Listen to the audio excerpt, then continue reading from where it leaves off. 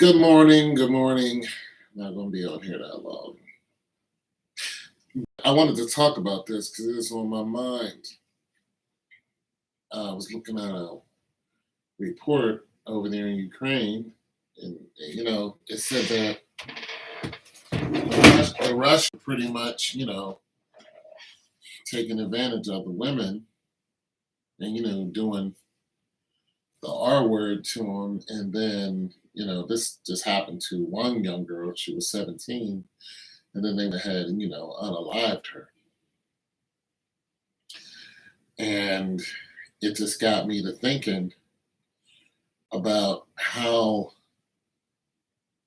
you know, unprotected women really are. Now, I've heard women, talk about, how unprotected they are and how nobody's protecting the black woman and all this other stuff. And then I heard recently, about how some men were saying that, they're not going to protect the black women. And then you have some men that say, no, always protect the black women.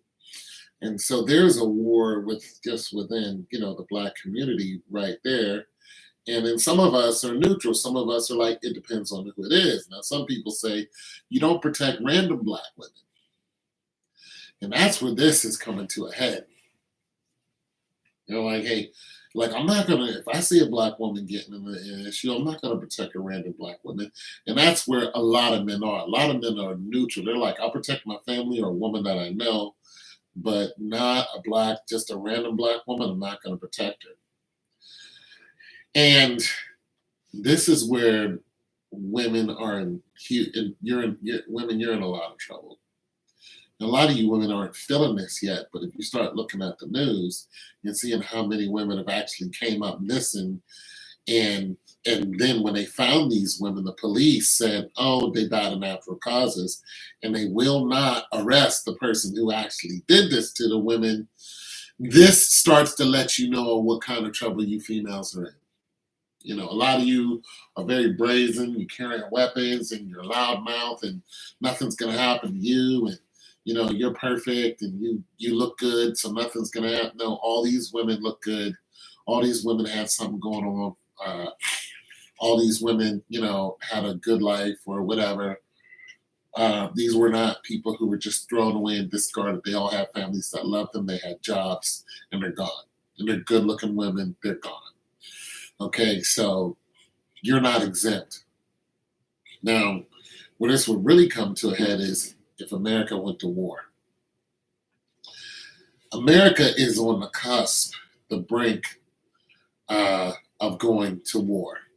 We're actively involved in this whole thing with NATO. And all it's going to take is one of them Russian Sukhois or one of them MiG-29s from Russia to come out of there and, be doing whatever they're doing in the Ukraine. And then one of our F-22s or F-35Bs to, lock on to one of them and just, make one mistake and then push the button, blow one of them, MiG-29s out of the sky. And, that's it. We're in the war. You got to look at our history and how America actually got into other world wars. One of them was where they found out that we were okay. This is how this is going to match up. America, last time we got into the World War is because they blew up the Lusitania, which was a ferry boat. It was made by White Star Line, and it was the same company that made the Titanic. They were both sister ships, and the Lusitania was carrying weapons, and the Germans found out about it and dusted it off. And once they did that, a lot of people died because of that, because we weren't right in the war. And of course, the German U-boats would attack our ships and yada, yada, yada. This is before we had aircraft carriers, and you had thousands and thousands of men and women that died in those wars. But that's what happened. So we were carrying supplies. What are we doing right now? We're carrying supplies. We're doing the same thing. We're carrying the supplies to the Ukraine, and all it takes is one Russian ship or one Russian airplane to fire on one of our airplanes because they're carrying supplies. They're helping their enemy, and they're looking at you as you are an enemy. Even Putin talked about it. If you guys do something, that they don't like, hey, they're gonna go ahead and they're gonna go off. That happens, America's going to go to war. And it's not going to be well, we're America, we're going to win, or we're NATO. We have some very significant enemies that can turn this world upside down. Russia does not stand alone, okay? They have some very powerful friends.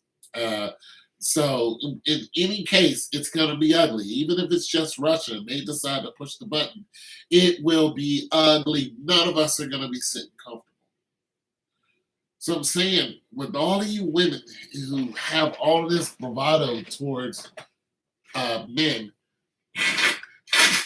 all this anger that you got towards black men and how, all men are creepy and all this other stuff, all this bullcrap that femininity that got to you, and you white women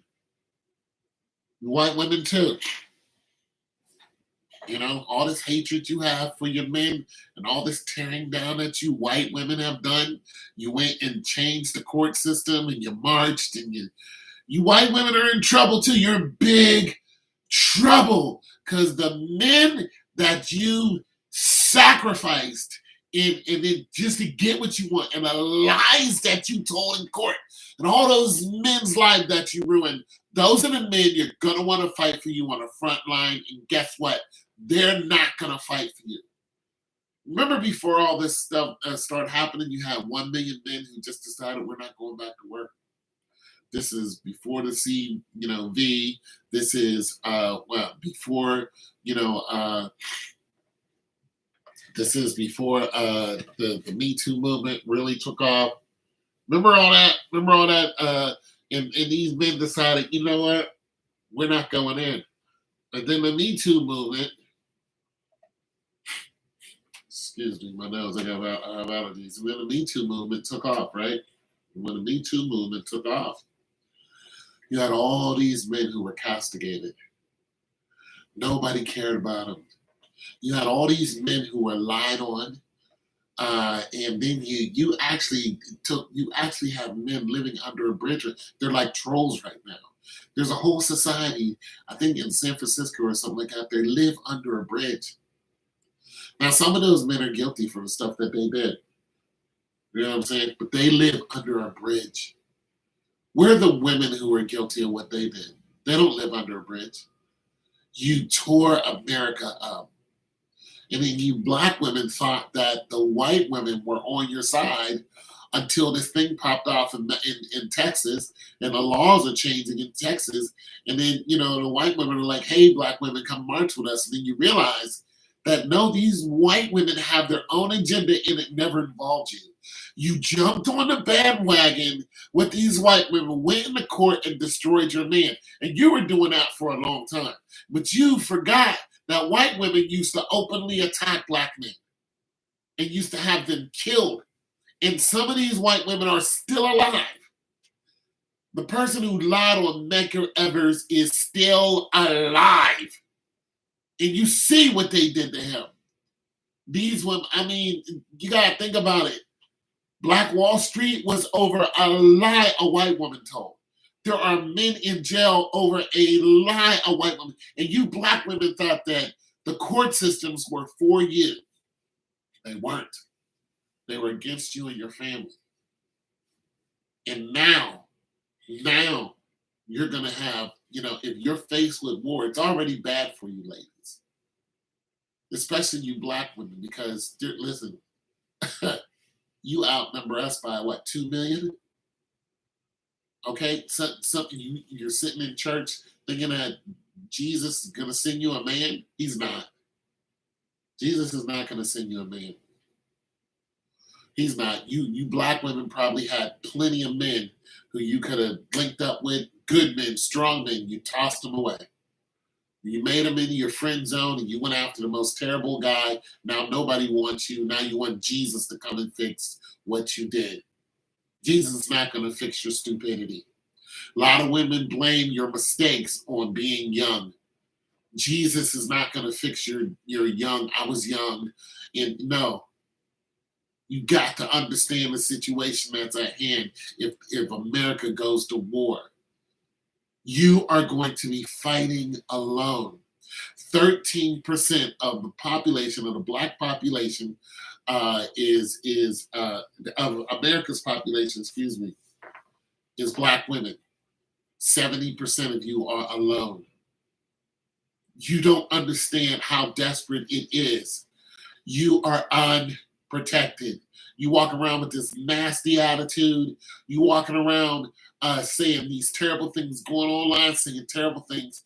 You want to castrate men. You want to do all these horrible things to men when we are the fighting force. You realize how many people are in jail? There are 2 million people in jail. The majority of them are black people. Okay? Okay? And the black woman tried to argue this with me. She was like, no, this is not even possible because there's more white people. And I was like, you don't understand. There are more black people who have longer sentence that are in jail and that are staying there. You have white people who get sentenced and get out. You got to understand that there is a standing army that is actually in jail. And a lot of you black women have put these men there. A lot of men are there because of women. You women are in trouble. These men are angry. And these men out on the street, they don't want to approach you. They don't want to talk to you. They're afraid to look. You have men afraid to look at you. You have men that are terrified of you because they don't want to go inside that jail system. You women are in trouble. If this thing pops off, you're going to have children, and it's just going to be you and your babies. You and your little girl or your little boy, whatever the case may be, it's going to be you and your little one because you're having these children with these men who are nowhere to be found. And you keep having them. I talked to a woman the other day. She barely 5 months. I was like, are you going to marry that guy? She was like, no, he wants to marry me, but I'm not going to do it. And I don't understand this. You women she's 29 years old and she's already got a baby by somebody else. I'm like, you women don't understand what's happening in the world right now. If you go back and look at World War II, you got to understand that a lot of the family unit was together. 80% was married in the black community. That is nowhere near the truth right now. Right now, 80% of the women are leaving their husbands. You're leaving your husbands to go where? You're online twerking and you're married. One girl was at a twerking contest and she's 8 months pregnant and her boyfriend got up there and beat her ass. You women are so out of line and out of order. We cannot protect you. I walk down the street and women look at me and say stuff to me, rude black women say rude stuff to me, act like I'm gonna do something to them. I can care less about you. I can care less. They run in the house like I'm snatch their purse like I'm gonna. They hate me. And this is right here where I live, right here when I walk outside. These women hate my freaking guts. Do you think I'm going to protect any of them if something happens to them? No. I remember who does stuff to me. I remember. Let me see you on the side of the road with a flat tire. I'm going to go right past you. Let me see you getting into a fight with somebody. I'm going to mind my business. If I see something happening to your children, there's nothing I can do for you because I know you're just going to turn around and curse me out. There's nothing I can do. There's nothing I can do because I know you hate my guts just for the simple fact that I'm black. You black women are in serious trouble. You don't know how serious. the trouble that you're in until it hits your front door. I tried to help this lady and tried to tell her, listen, your car's about to break down. She snapped at me. I ain't saying nothing else to her. 2 days later, her car broke down. She had to go out and get another car. And I was trying to tell her, if you don't put oil in that car is going to break down. When she snapped at me, that was it. That was all the advice I could give her. You don't work on cars, lady. That's not what you do. And you sit up here mean as hell. You got 2 kids, 2 little ones. You mean as hell, and you think just because I'm a black man, you don't like the way I look, that, you could just go ahead and just snap on me, and I'm supposed to just, eat that. Okay, mean ass Biddy, I don't need to say nothing else to you. What happened? Your car went right into the shop, and now it's ruined. That engine is gone. Now you have to get another car, and you still mad at me for it. I don't care. I'm not paying for it. You women are in big trouble. If we go to war, you black women are going to be unprotected. And just to illustrate how unprotected you're going to be, if you look at what's happening in Ukraine right now, Ukraine is a small example of what's going to be a worldwide event. How do we know this? Look at the Africans in the Ukraine. They went there, those Africans went there to study. There are thousands of them. They went there to study in the Ukraine because, they were like, come on over here, you can study. A lot of them are med students, so on and so forth, right? When the war breaks out, they told those Africans that you can't get on the trains to flee into Poland. That's what they told them. They're women who have children were on the train.